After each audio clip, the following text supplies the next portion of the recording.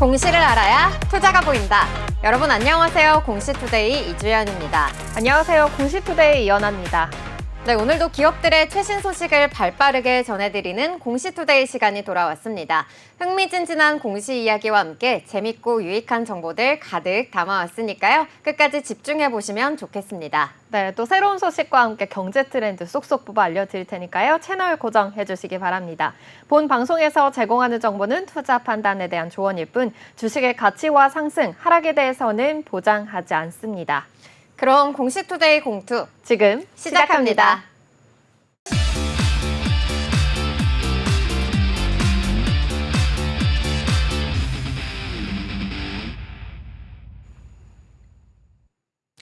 먼저 9월 24일 화요일 12시 구간 지나가고 있는 우리 시장 흐름 먼저 체크해 보도록 하겠습니다. 간밤 뉴욕 증시는 비컷 랠리가 이어진 모습 나타났습니다. 에너지와 경기 소비재 그리고 부동산 섹터가 1%대 강세를 보이면서 다우와 S&P 500은 사상 최고치를 경신했고요. 나스닥도 강보합으로 마감을 했습니다. 간밤 발표됐던 이 9월 제조업 PMI가 15개월 만에 최저치를 기록하기는 했지만 시장에서는 연준 인사들의 비둘기파적인 발언에 조금 더 집중하는 모습이었는데요. 경기에 대한 자신감과 그리고 앞으로 많은 금리 인하가 이루어질 것이라는 게 주요한 내용이었습니다. 시총상위 대형 기술주들도 엇갈린 행보를 보였습니다.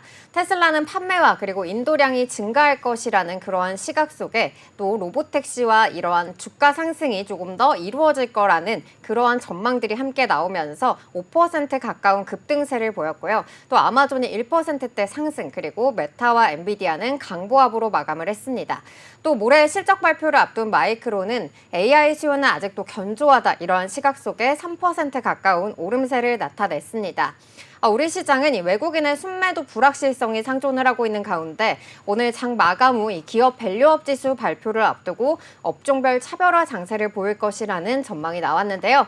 먼저 코스피 지수 살펴보시면은 오늘 6거래일 연속 상승하는 모습 나타나고 있습니다. 잠깐 마이너스권으로 들어가는 모습 보이긴 했지만 현재 구간에서는 0.05% 오르면서 2603선 지나가고 있습니다. 다음으로는 수급도 살펴보도록 하겠습니다. 네, 외국인이 5거래일 연속 계속해서 물량을 덜어내고 있습니다. 현재는 2,700억 넘게 매도하는 모습 나타나고 있고요. 반면에 기관은 7거래일 연속 매수 우위를 나타내고 있습니다. 오늘 금융투자와 보험, 투신 등 다양한 주체에서 매수하는 모습 나타나고 있고요. 현재는 937억 원 물량 담아내고 있습니다. 시총 상위주 흐름도 살펴보도록 하겠습니다. 네, 삼성전자 이달 들어서 외국인이 6조 원 가까운 매도세를 보였다고 하는데요. 전일장에서도 62,200원을 터치하면서 장중 52주 신저가를 기록하기도 했습니다. 오늘은 5일 만에 좀 반등하는 모습 나타나고 있는데요. 현재는 0.32% 오르면서 움직이고 있습니다. 다음으로는 SK하이닉스 전일장에서 16단 HBM3 개발을 완료했다는 소식이 전해졌는데요. 이 HBM의 수요가 아직 견조하다 이러한 시각 속에 삼성전자와는 다르게 외국인들의 매수세가 2거래일 연속 들어오고 있습니다. 하지만 지금 구간에서는 0.74% 빠진 채 움직이고 있습니다. 다음으로 삼성바이오로직스 전일장에서 109만 6천 원을 터치하면서 역대 최고가를 경신했는데요. 오늘장에서는 조금 쉬어가는 흐름 나타나고 있습니다. 현재 1.2% 빠진 107만 원 선에서 움직이고 있습니다.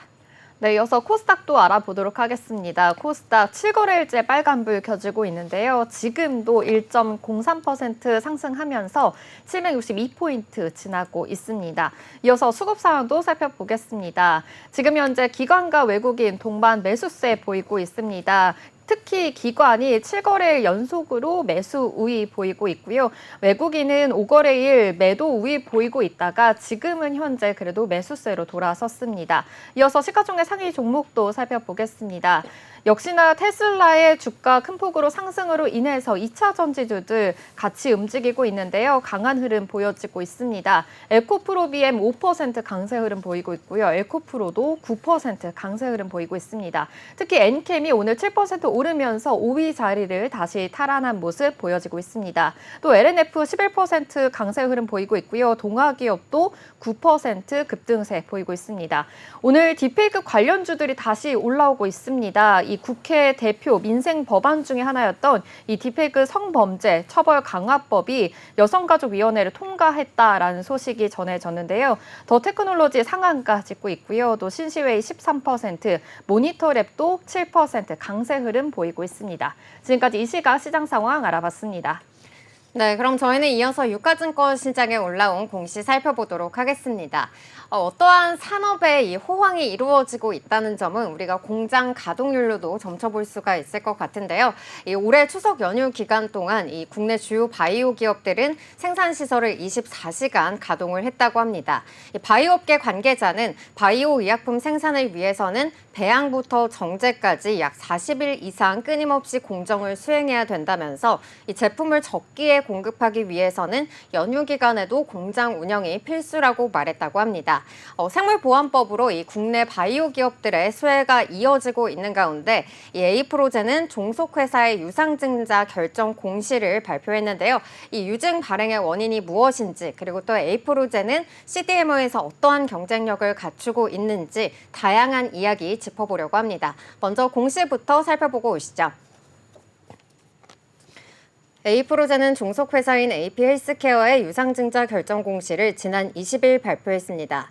AP헬스케어는 500억 원 규모의 유상증자를 일반 공모 방식으로 진행하기로 했다고 밝혔는데요.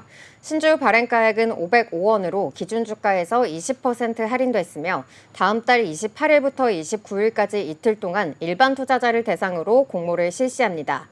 500억 원 중 자금 중 384억 원은 운영자금으로 110억 원은 채무상환 자금으로 사용할 예정이며 운영자금 384억 원 중 350억 원은 최대 주주인 에이프로젠과 에이프로젠의 아달리모마 바이오시밀러 개발을 위한 투자금에 대한 분담금으로 사용됩니다. 네, 에이프로젠 공시를 지금 살펴보니까 아달리무바 바이오시밀러 개발 투자를 위해서 좀 공동으로 진행이 된다라는 것으로 보여지는데요. 좀 자세한 투자 내용이 어떻게 될까요? 네, 먼저 이 아달리모마분요, 류마티스 관절염이나 건선 그리고 크론병 등에 사용하는 항체 치료제인데요. 이 에이프로젠은 AP헬스케어와 이 회사가 보유한 AP096, 이 아달리모마 바이오시밀러를 공동으로 개발하고 이 상업화를 통해 발생하는 경제적 이익을 공유하는 계약을 지난 19일에 체결을 했습니다. 계약에 따르면 에이프로젠이 2017년부터 기지 출한 비용을 포함한 AP096 총 개발비 추정 금액은 이 AP 헬스케어 부담 700억 원을 포함한 약 1,483억 원으로 알려졌습니다. 이 계약에 따라서 에이프로젠은 제품 개발 그리고 상업화를 위한 임상과 허가 등 이 제반 업무 그리고 공동개발위원회 구성과 또 공동개발위원회를 통한 개발 및 상업화 진행 과정 공유 그리고 제품 출시 후에 에이프로젠이 판매한 제품 수량에 따라서 AP 헬스케어의 판매 수익을 배당하는 그러한 지급 등을 의무 등을 갖게 됩니다.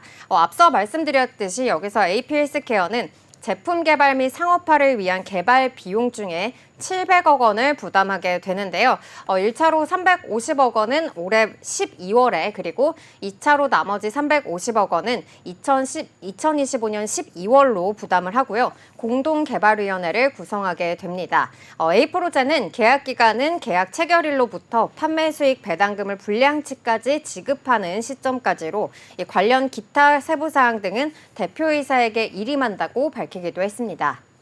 네, AP 헬스케어가 이 투자에 대한 자금을 좀 마련하기 위해서 유상증자를 발행한 것 같다라는 소식까지 들려왔는데요. 에이프로젠도 이 신주를 좀 발행하겠다라는 소식이 들려왔거든요. 좀 자세한 소식 알려주시죠. 네, 맞습니다. 이 에이프로젠은 국내 전환사채의 전환 청구권 행사로 발행된 이 신주 438만 2,120주가 지난 5일 상장된다고 공시했는데요.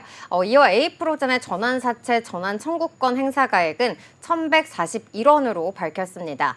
전환사채는 이 회사가 발행하는 사채의 일종으로서 이 기업의 돈을 빌려준 투자자가 정해진 기간에 원금에 해당하는 부분을 주식으로 전환할 수 있는 그러한 중요한 채권인데요.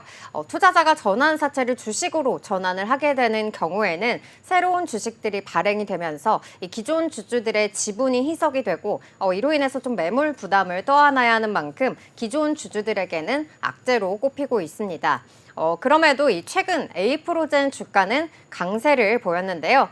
그 이유는 미국 생물보안법이 연내 통과될 것으로 예상이 되는 가운데 이 중국 바이오 기업의 매출 하락이 현실화됐다는 그러한 소식이 전해졌기 때문으로 풀이되고 있습니다. 네, 말씀해 주신 대로 에이프로젠도 미국의 생물보안법의 수혜주로 지금 꼽히고 있는 상황인데요. 어떤 이유에서 이렇게 수혜주로 부각이 됐는지도 좀 궁금합니다. 네, 에이프로젠은 이 독자적인 배양 기술력을 바탕으로 해서 이 글로벌 CDMO 시장에서의 입지를 강화하고 있는데요. 에이프로젠은 이 자사의 오송 공장에서 연간 3,000kg 규모의 항체 원료 의약품을 생산할 수 있는 시설을 보유하고 있고요. 또 관류식 연속 배양 방식의 GMP 시설을 보유하고 있습니다. 에이프로젠은 휴미라 바이오시밀러를 기준으로 연간 1,029kg을 생산할 수 있는 것으로 파악이 되고 있고요. 이 글로벌 휴미라 바이오시밀러는 연간 약 1,000kg이 사용되는 걸로 파악되고 있습니다. 이러한 기술력으로 생산성과 그리고 경제성을 높여서 글로벌 제약사들로부터 주목을 받고 있습니다. 하나증권에 따르면요, 에이프로젠은 이 동물 세포 대량 배양 기술을 기반으로 이 자가 면역 치료제 및 단백질 치료제 중심의 항체 바이오시밀러와 그리고 바이오 신약을 개발 및 판매 중이라면서 이 국내에서 셀트리온 그리고 삼성 바이오에피스에 이어서 세 번째로 자가 면역 질환 치료제 이 레미케이드 바이오시밀러 GS071 개발을 완료해서 일본에서 품목 승인 허가 및 판매를 진행하고 있다고 밝혔습니다. 또 상업화를 가장 빠르게 기대해 볼 수 있는 것은 유방암 표적 항암제 바이오시밀러인 허셉틴이라고 밝히기도 했는데요. 이 에이프로젠의 허셉틴 바이오시밀러 AP063은 이 지난 2월 인도 중앙의약품 표준국으로부터 임상 상상 승인이 났고요. 지난 3월에는 유럽의약품청으로부터 임상 3상 시험을 승인받은 상태입니다. 현재 유럽의 154개 병원에서 임상 시험을 진행 중이고요. 이외에도 류마티스 관절염 등에 쓰이는 휴미라 바이오시밀러 이 AP096은 공정 검증 생산 및 임상 시료 생산을 진행 중에 있습니다. 이외에도 리툭산 그리고 아바스틴, 키트루다 등 총 10종의 바이오시밀러를 개발 중인데요. 셀트리온의 바이오시밀러는 이 승인 6종과 개발 및 임상 8종의 품목이고요. 삼성 바이오에피스의 바이오시밀러는 승인 8종 그리고 개발 및 임상 3품목인 것으로 파악되고 있습니다. 따라서 하나증권에서는 이 총 10종의 바이오시밀러 파이프라인의 지속적인 상업 물량 생산 가시화에 따라서 점진적으로 기업 가치 및 경쟁력이 극대화될 것으로 전망하고 있습니다. 또 이 국내 탑티어 바이오 의약품 기업과 CMO 그리고 CDMO 생산 테스트를 완료했다는 점도 호재로 짚었는데요. 이 독보적인 생산 능력과 또 배양, 정제, 완제까지 이 원스톱 솔루션을 보유하고 있는 에이프로젠의 수혜 강도가 높을 전망이라면서 당장 올해부터 이 글로벌 규모의 CDMO 계약을 기대해 볼 수 있다고 분석하기도 했습니다. 그러면서 초도 물량 및 공급에 대한 이 계약 가시화로 생산 배정이 확정이 된다면은 성공적인 레코드 달성으로 이 추가적인 CDMO 수주 기대감이 점증될 전망이라고 밝히기도 했습니다. 정리해보자면 단기적으로는 이 탑티어 기업들과의 CMO 그리고 CDMO 계약 그리고 중장기적으로는 우호적인 환경이 조성되어 있는 이 전방시장 상황에 따라서 수혜를 볼 것으로 내다보고 있기도 합니다. 네, 여기까지 에이프로젠의 공시 살펴봤습니다. 네, 다음 코스피 기업도 알아보도록 하겠습니다. 요즘 조선주들이 슈퍼사이클로 호황기를 맞고 있습니다. 16년 만인데요. 이렇게 업황을 좀 가늠할 수 있는 이 신조선가 지수가 제2차 슈퍼사이클 시기 역사적 고점에 가까워지고 있다고 합니다. 신조선가 지수고요. 신조선가 지수가요. 이 선박수주 단가를 반영한 건데요. 이 100보다 높으면 성금박의 가격이 좀 상승을 하고 있다라고 보면 되겠습니다. 지난 13일에는 13일에는 189포인트를 기록을 했는데요. 이처럼 선박 가격이 좀 높아졌다라는 것을 확인해 볼 수 있겠습니다. 또 20년인 이 선박 교체 주기가 좀 다가오면서 교체 수요가 또 늘고 있는 상황인데요. 그런데 이렇게 조선업 호황기에 신조 또 건조 기업보다 더 돈을 효율적으로 버는 곳이 있습니다. 바로 엔진 생산 기업인데요. 제가 준비한 코스피 기업은요, HD 현대 마린 엔진입니다. 이 선박의 심장이라고 불리는 엔진은요, 꼭 필요한 핵심 설비이면서도 고기술력을 요하는 그런 부분입니다. 자체 생산이 가능한 기업이 얼마 없다고 하는데요. 이렇게 중국 등 외부 저가 공세에도 좀 영향을 덜 받고 있고요. 또 호황기 몸값을 더욱더 높일 수밖에 없는 그런 이유가 또 되겠습니다. 이렇게 HD 현대그룹이 일찌감치 엔진에 좀 공을 들인 것도 이 때문이다라는 것을 볼 수가 있겠는데요. 생산 캐파와 또 엔진의 크기에 따라서 이 사업 주체도 세 곳으로 확장을 해서 운영 중에 있습니다. 그 세 곳이 바로 HD 현대중공업, 엔진 기계사업부고요. 그리고 HD 현대엔진, 그리고 STX 중공업을 인수해서 사명을 바꾼 오늘 제가 소개해드릴 HD 현대마린 엔진입니다. 이 세 곳의 엔진 생산 부분과 또 자회사들은요, 계열사 물량을 좀 소화하고 있는 것만큼 하나의 알토란 사업이 된 건데요. 이 호황기를 맞이해서 엔진 부분의 매출액은 반기 만에 좀 이미 평년 한 해 규모를 좀 도달했다라고도 볼 수 있겠습니다. 네, 저희가 앞서서 이 하나오션의 공시를 살펴봤을 때 요즘에 이중 연료 이 추진 그러한 엔진들이 굉장히 또 수주가 이어지고 있다. 이러한 모습들 확인해 볼 수가 있었는데요. 이 조선업 호황기에 따라서 이 엔진 기업들도 함께 주목을 받고 있는 모습들이 나타나고 있습니다. 그렇다고 한다면 HD 현대 이 마린 엔진 어떠한 공시가 또 전해졌을까요? 네, 역시나 이 선박 엔진에 대한 공급 계약 소식이 있었습니다. 자세한 공시 살펴보겠습니다. HD 현대마린 엔진이 중국 기업에 210억 6,600만 원의 규모의 이 선박 엔진을 공급하기로 했다고 23일 공시했습니다. HD 현대마린 엔진에 따르면 이번 선박 엔진을 공급하는 기업은 중국의 시아멘 시앙유인데요. 이번 계약금은 HD 현대마린 엔진 작년 매출 대비해서 8.6%에 해당합니다. 계약 기간은 이달 23일부터 2027년 2월 14일까지입니다. 이 공시로 인해서 전거래일은 어제는 3% 가까운 상승세를 보이기도 했는데요. 오늘은 어제 상승폭을 다소 좀 반납한 모습입니다. 0.73% 하락하면서 19,880원 지나고 있습니다. 네, 지금 이렇게 또 HD 현대마린 엔진이 또 지나고 있는 흐름인데요. 좀 계속해서 그래도 이렇게 공시 계약이 있는 것만큼 좀 앞으로의 또 추가 상승 여력도 참고해 보시면 좋을 것 같습니다. 네, 엔진이 이렇게 좀 선박의 심장이라고 말씀을 해주셨잖아요. HD 현대그룹은 또 엔진 사업을 좀 어떻게 꾸릴 건지 이 HD 현대마린 엔진의 강점도 좀 궁금합니다. 네, 이 HD 현대그룹 선박 엔진의 강점을 좀 살펴보면요. 오래 쌓은 업력과 또 그에 따른 다양한 포트폴리오가 있다라고도 볼 수 있겠는데요. HD 현대중공업과 또 HD 현대미포중공업 그리고 HD 현대사모 등 이 중간 조선 지주사인 HD 한국조선해양으로부터 이 폭넓은 선박 포트폴리오를 꾸린 것과 또 함께 궤를 한다라고도 볼 수 있겠습니다.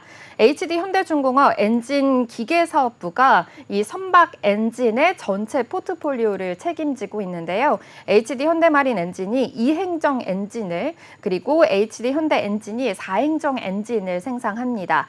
크기로 보면 HD 현대중공업 엔진 기계 사업부는요.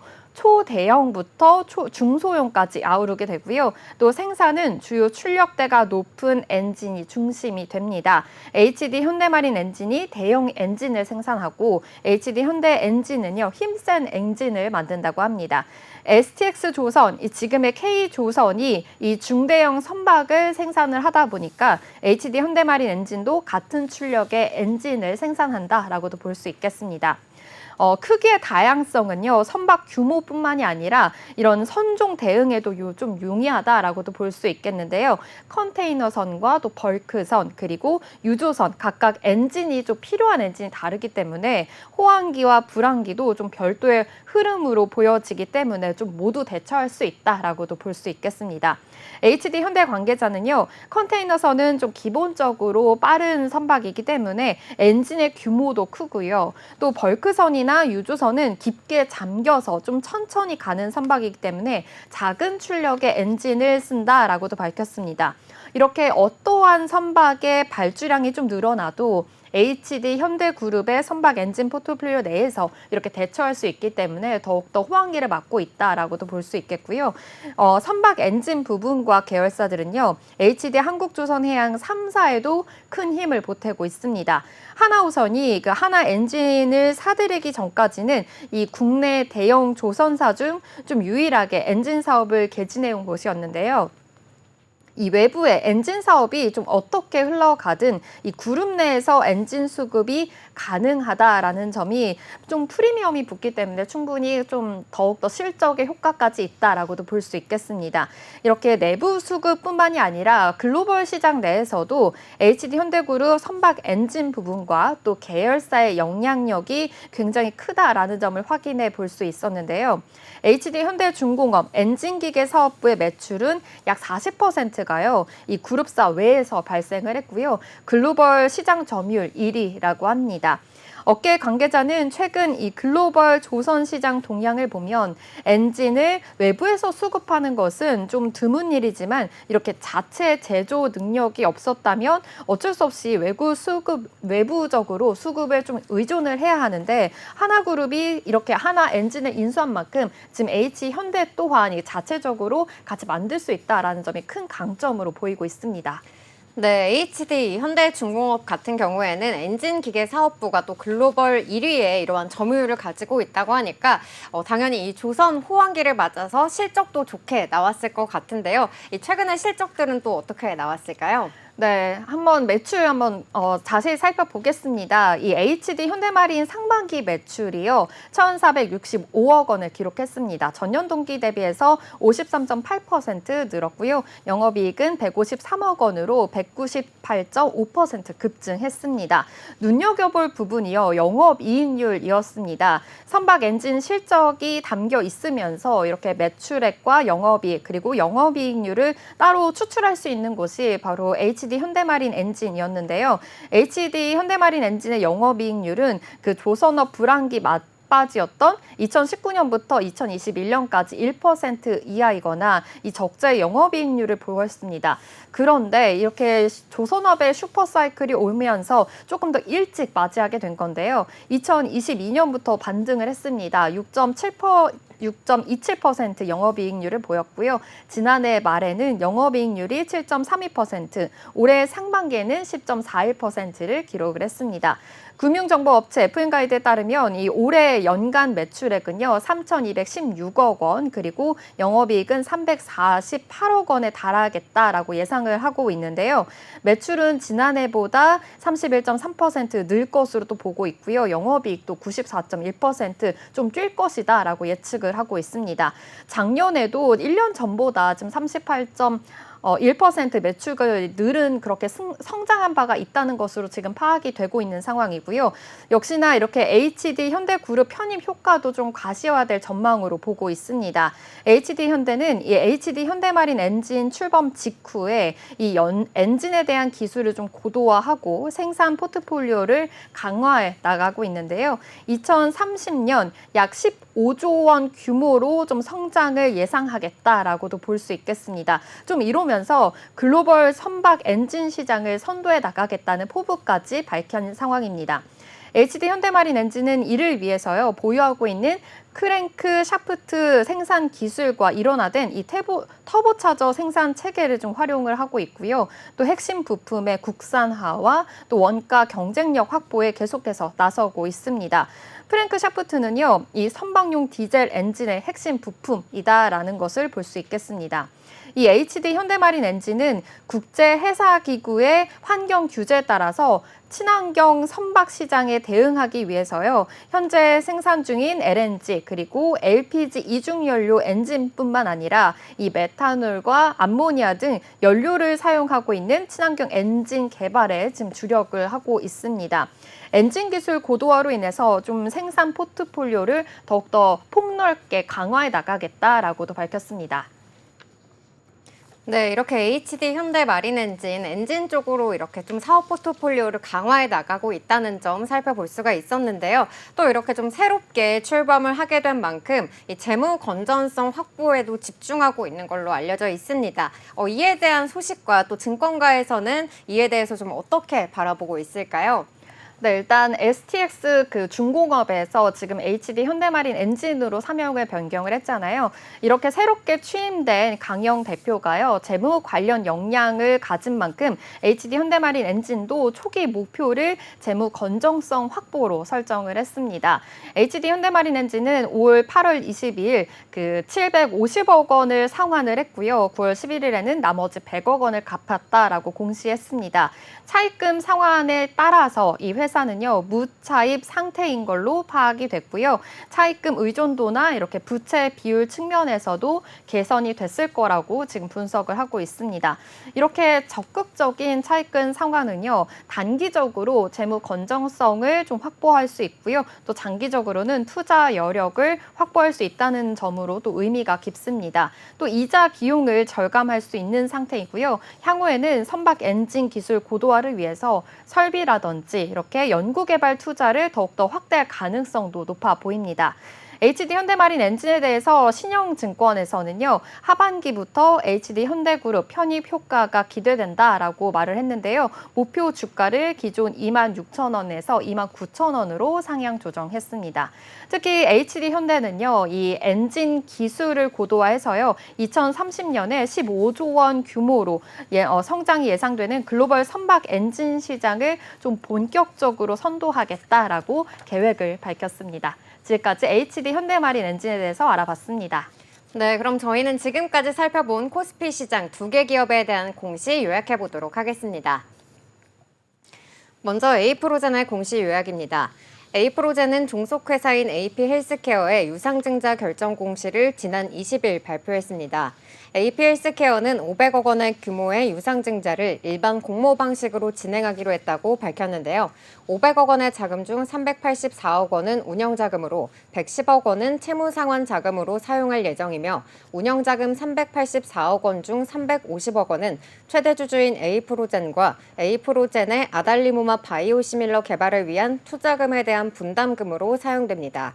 한편 에이프로젠은 독자적인 배양 기술력을 바탕으로 글로벌 CDMO 시장에서의 입지를 강화하고 있는데요. 10종의 바이오시밀러 파이프라인의 지속적인 상업 물량 생산 가시화에 따라 점진적으로 기업 가치 및 경쟁력이 극대화될 걸로 전망되고 있습니다. HD 현대마린 엔진 공시 요약입니다. 중국 기업에 210억 6,600만 원 규모의 선박 엔진을 공급하기로 했다고 23일 공시했습니다. HD 현대마린 엔진에 따르면 이번 선박 엔진을 공급하는 기업은 중국의 시아멘 시앙유입니다. 이번 계약금은 HD 현대마린 엔진 작년 매출 대비해서 8.6%에 해당합니다. 계약 기간은 이달 23일부터 2027년 2월 14일까지입니다. 신영증권은 하반기부터 HD 현대그룹 편입 효과가 기대된다며 목표 주가를 기존 26,000원에서 29,000원으로 올렸습니다. 특히 HD 현대는 엔진 기술을 고도화해서 2030년 15조 원 규모로 성장이 예상되는 글로벌 선박 엔진 시장을 본격적으로 선도하겠다는 계획입니다.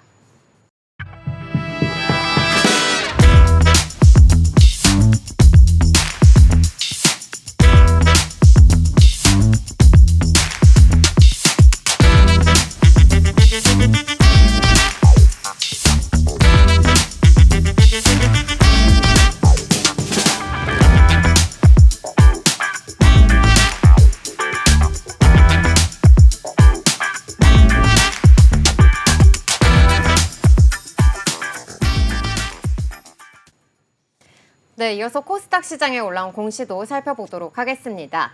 우리가 이렇게 주식을 좀 하다 보면은 사명이 변경돼서 가끔씩 이 주식이 어디로 도망갔지? 이렇게 생각하는 경우들도 있는데요. 네. 이렇게 좀 사명을 변경하는 이유는 아무래도 이 기업에 앞으로 좀 어떤 사업에 집중을 할 것인지 이러한 부분들이 포함되어 있다고 볼 수가 있겠습니다. 대표적으로는 미증시에서는 페이스북이 이 메타로 사명을 변경하면서 또 메타버스에 집중하겠다라는 포부를 밝히기도 했는데요. 이러한 사례와 마찬가지로 올 1월에는 이 텔레필드가 한울 소재 과학으로 사명을 변경을 하면서 반도체 분야에서 좀 포트폴리오를 강화해 나가겠다라는 점을 밝힌 적이 있습니다. 이번 공시도 마찬가지로 좀 반도체 포트폴리오를 강화하고 또 경쟁력을 좀 더 강화하겠다는 그런 모습을 보이고 있는데요. 먼저 공시부터 확인하시고 자세한 이야기 이어가 보도록 하겠습니다. 한울소재과학은 반도체 소재 사업 경쟁력 강화 및 종속회사 편입에 따른 사업 협력 확대를 목적으로 종속사 CGP 머티리얼즈가 발행한 주식 33,468주를 약 242억 4,700만 원에 취득하기로 결정했다고 지난 20일 공시했습니다. 이는 자기 자본 대비 107.17% 규모로 CGP 머티리얼즈 발행 주식 취득 후 지분 비율은 55.08%입니다. 네, 이번 주식을 좀 취득함으로 인해서 과반 이상의 지분을 보유하게 된 건데요. 한울소재과학이 앞서서 윈텍에 이어서 CGP 머티리얼즈를 인수하기도 했었거든요. 이렇게 인수와 지분 확보에 나서게 되는 이유가 있을까요?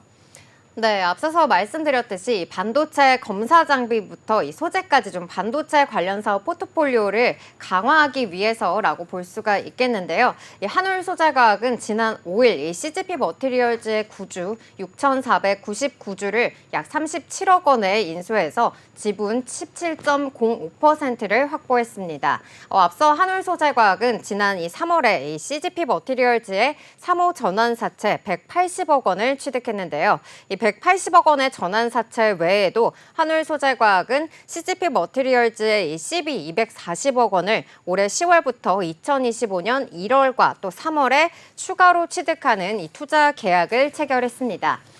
이 180억 전환사채 외에 이 추가로 발행되는 전환사채도 이 동일한 발행 조건인 만큼 이 CB의 보통주 전환 시에 한울소재과학은 이 CGP 머티리얼즈의 경영권 지분 확보가 확실시되게 됩니다. 한울소재과학은 앞서 이 CGP 머티리얼즈의 CB 외에 구주를 일부 확보하면서 경영권을 미리 확보를 한 건데요.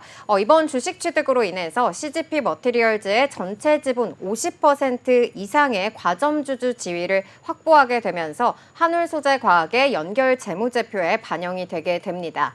또 다음 달에는 이 임시 주주총회를 열어서 이 CGP 머티리얼즈 박춘근 대표이사와 또 윤상훈 개발본부장을 사내 이사로 선임할 예정인데요.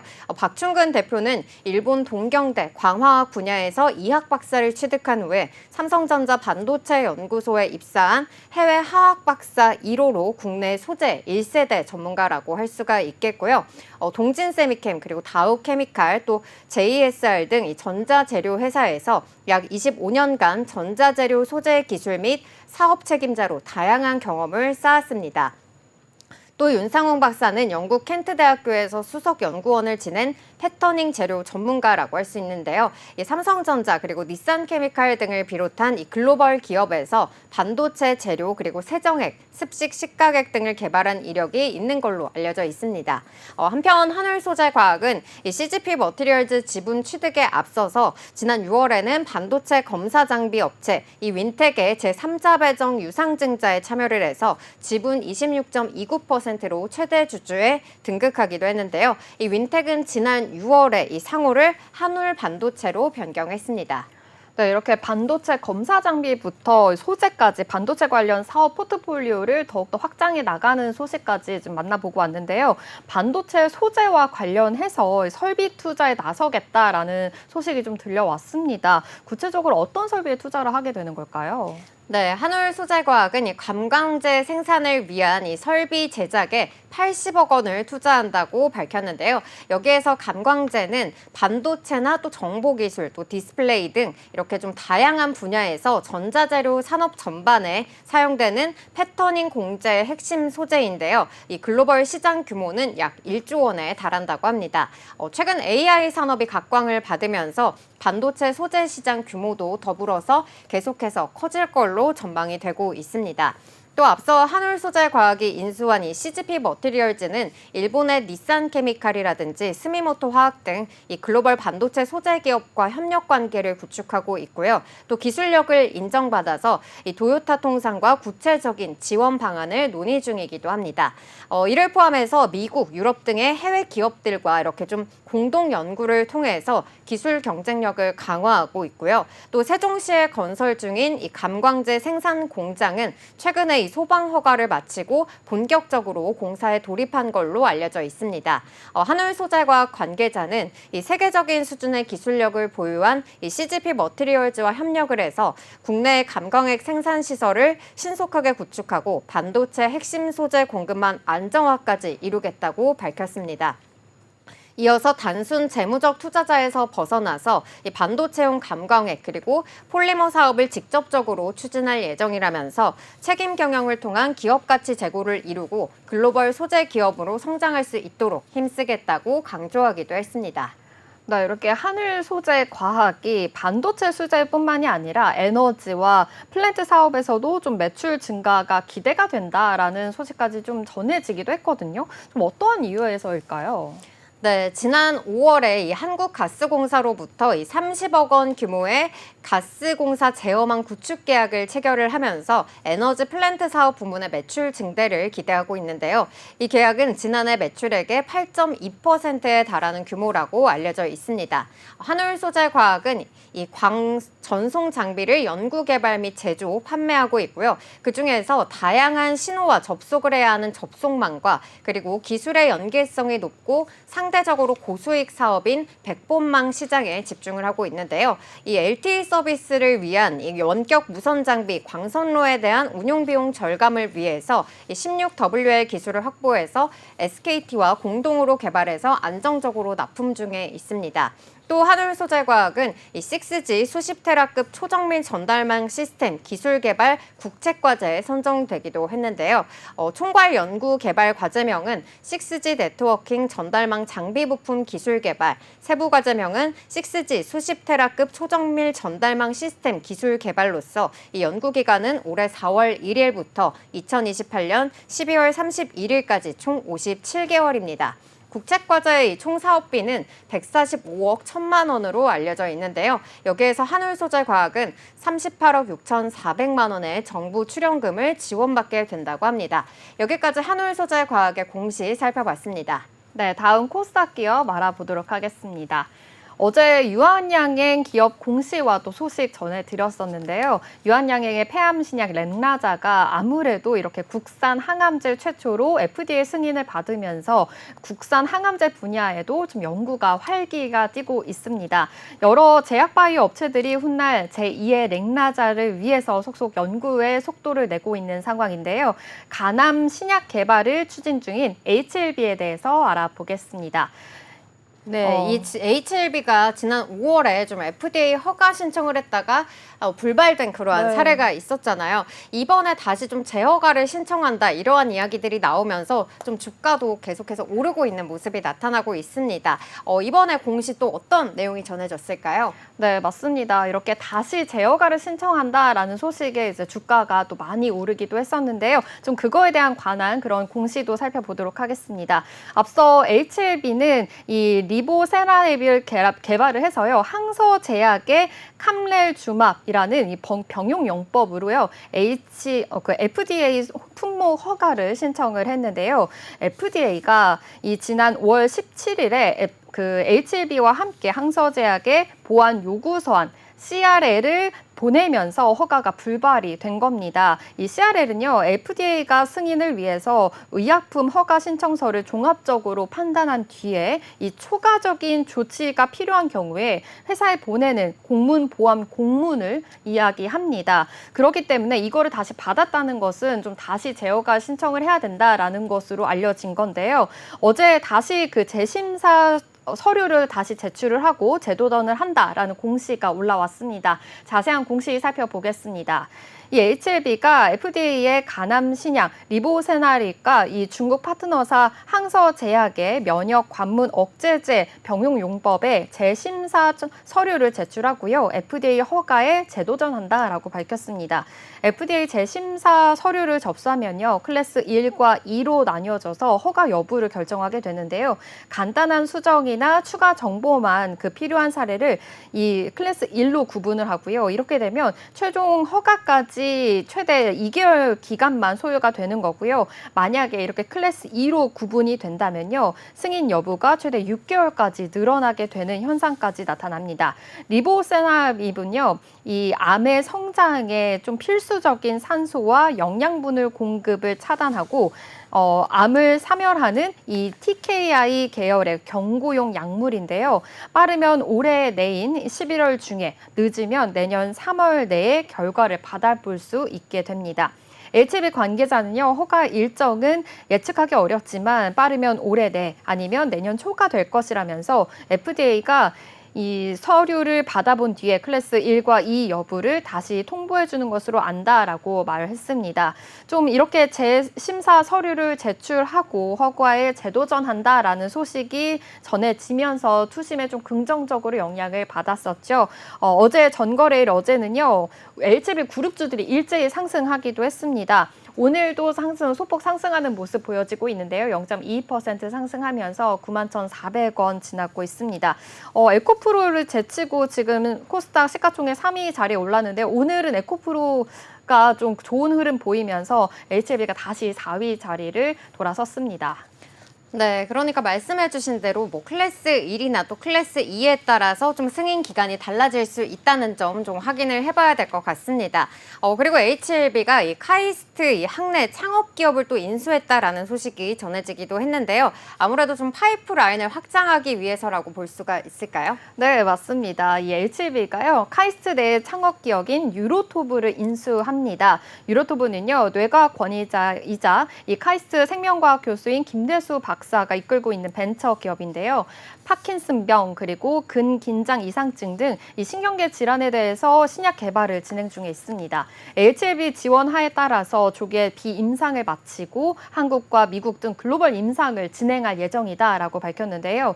HLB가 뉴로토브를 인수하고 파킨슨병 등 이 난치병 뇌질환 치료제 개발 분야로 신약 파이프라인을 확장하겠다라고 밝혔습니다.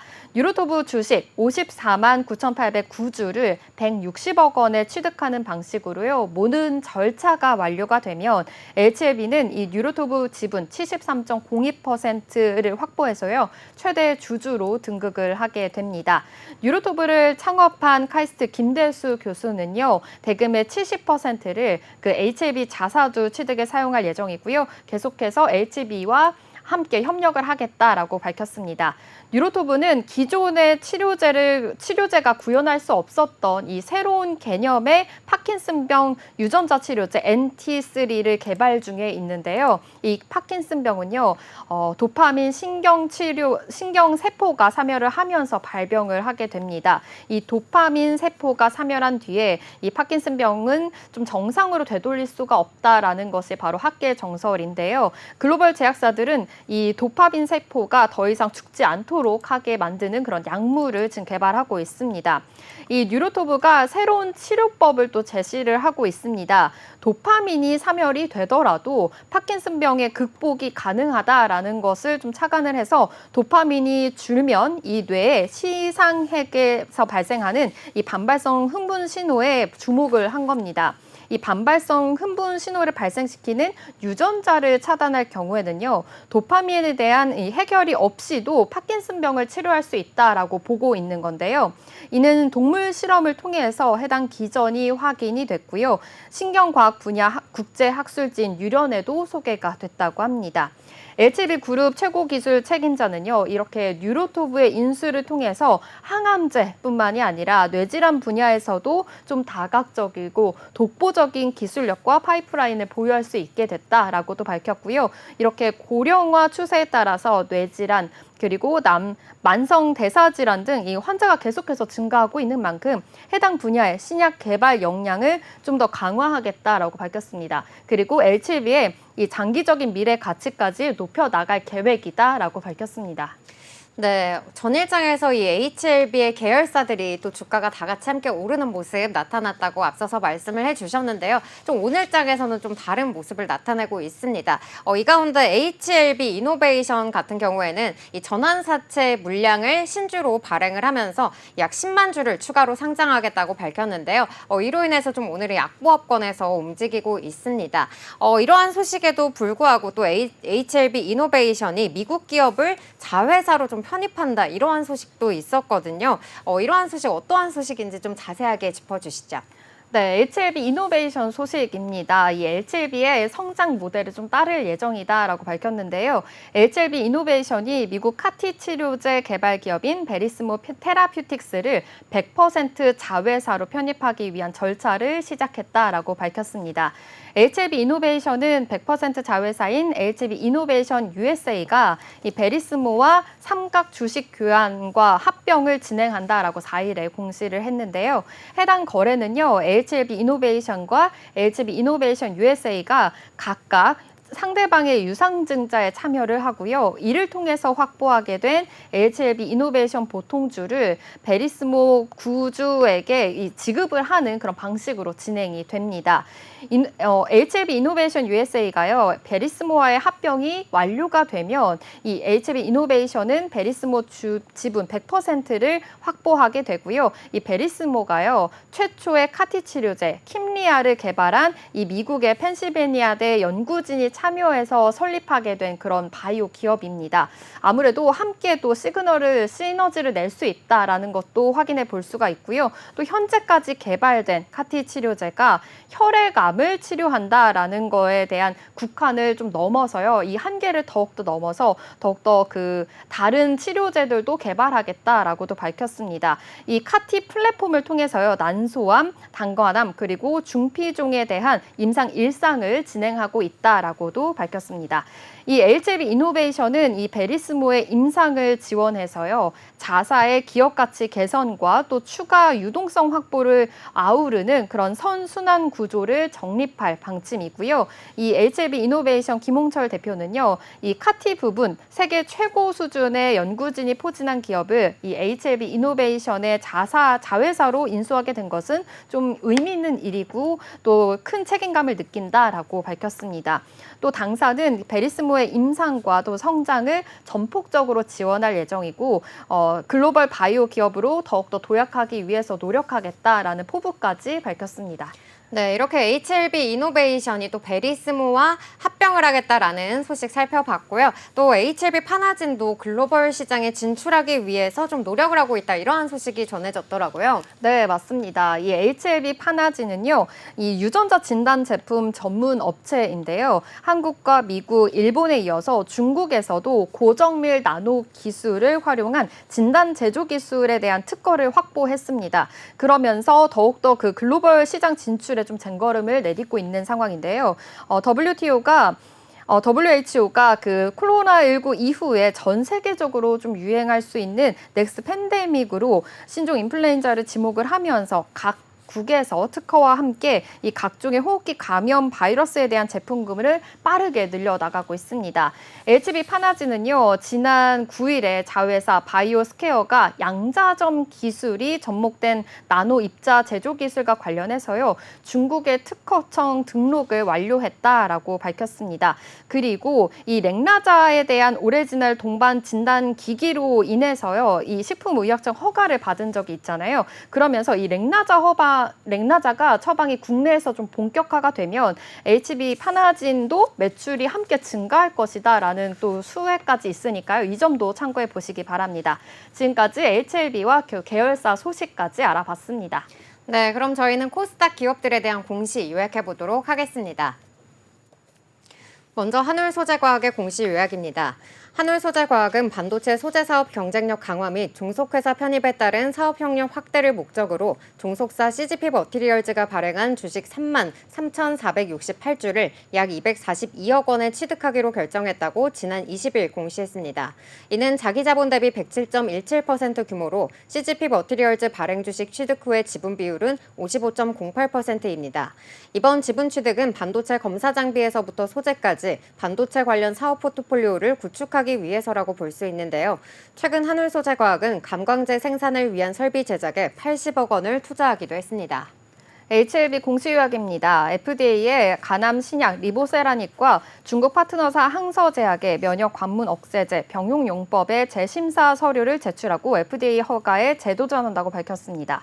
HLB는 유로토브를 인수하고 파킨슨병 등 난치성 뇌질환 치료제 개발 분야로 신약 파이프라인을 확장한다라고 밝혔습니다. 모든 절차가 완료되면 HLB는 유로토브 지분 73.02%를 확보해 최대 주주로 등극합니다.